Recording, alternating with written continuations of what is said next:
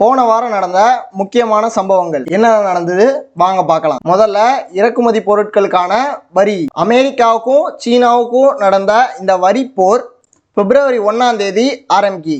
இதுல என்ன ஆச்சுன்னா, அமெரிக்கா 10% வரியை சைனா மேலேயும் 25% வரிய மெக்சிகோ மற்றும் கனடா மீதும் வகிக்குது. இதை எதிர்த்து சைனா அமெரிக்காவோட இறக்குமதி பொருள்ல 15% வரிய விதிக்குது. இதுக்கப்புறம் எது பெருசுன்னு அடிச்சு காட்டு மாதிரி ரெண்டு நாடும், அதாவது அமெரிக்காவும் சீனாவும் அவங்க இறக்குமதி வரிய கூட்டிக்கிட்டே போயிட்டு இருந்தாங்க. ஒரு கட்டத்துக்கு மேல அமெரிக்க அதிபர் ட்ரம்ப் ரெசிப்ரோக்கல் டாரிஃப்ஸ் என்கிறத உள்ள கொண்டு வராரு. இதுல சைனாவுக்கு 34% வரிய விதிச்சுது அமெரிக்கா. ரெண்டு பேரும் உயர்த்தி 84% ஆச்சு, 104% ஆச்சு, 125% ஆச்சு. இப்போ அமெரிக்க அரசு சீனாவிலிருந்து இறக்குமதி செய்யப்படும் பொருட்களில் 245% வரியை போட்டிருக்கு.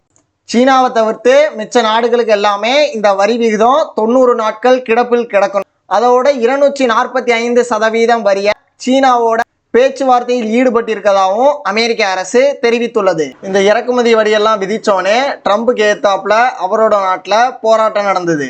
ரஷ்யா உக்ரைன் போர் நிறுத்த ஒப்பந்தம் இன்னும் முடிவுக்கு வராத நிலையில அமெரிக்கா போர் ஒப்பந்தத்திலிருந்து வெளியே வர போறதா தகவல் வெளியாயிருக்கு. நம்ம தமிழ்நாட்டில் வங்காள விரிகுடா மற்றும் அதை சுற்றி உள்ள பகுதிகளில் 61 நாள் மீன்பிடி தடை போட்டிருக்காங்க. இது ஏப்ரல் 15 முதல் ஜூன் 14 வரை நீடிக்கும். இந்த 61 நாள் மீன்பிடி தடை காலம் எதுக்குன்னா, இந்த காலம் தான் மீன்களுக்கான உச்ச இனப்பெருக்க காலம். அடுத்ததாக மகாராஷ்டிரால இந்தி மொழி கட்டாய மொழியாக கொண்டு வந்திருக்காங்க. இது மகாராஷ்டிரால மற்ற எதிர்கட்சிகள் எதிர்க்கிறாங்க.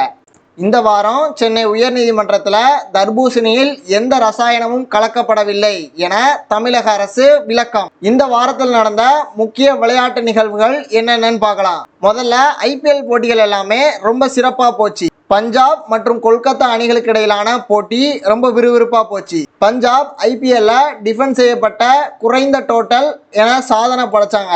சூப்பர் ஓவரில் மிச்சல் ஸ்டார்க் அதிரடி பந்து வீச்சு காரணமாக டெல்லி அணி அபார வெற்றி பெற்றது. ராஜஸ்தான் மற்றும் லக்னோ அணிகளுக்கு இடையிலான போட்டியிலும் ஆவேஷ் கான் சிறப்பான பவுலிங் செய்து LSG அணியை வெற்றி பாதைக்கு கொண்டு சென்றார். 2028 ஒலிம்பிக்ஸ் போட்டிகளில் கிரிக்கெட் போட்டி நடைபெறும் என அறிவித்த நிலையில் கிரிக்கெட் போட்டிகள் தெற்கு சான் பிரான்சிஸ்கோவில் உள்ள பொமோனாவில் நடைபெறும் என அறிவித்துள்ளது. கால்பந்து சாம்பியன்ஸ் லீக் காலிறுதி முடிவடைந்த நிலையில அர்சனல், பார்சிலோனா, இன்டர் மிலான் மற்றும் PSG அணிகள் அரையிறுதிக்கு முன்னேறியது.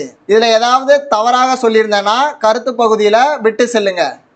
இந்த வார செய்திகளுடன் அடுத்த வாரம் வருகிறேன். நன்றி.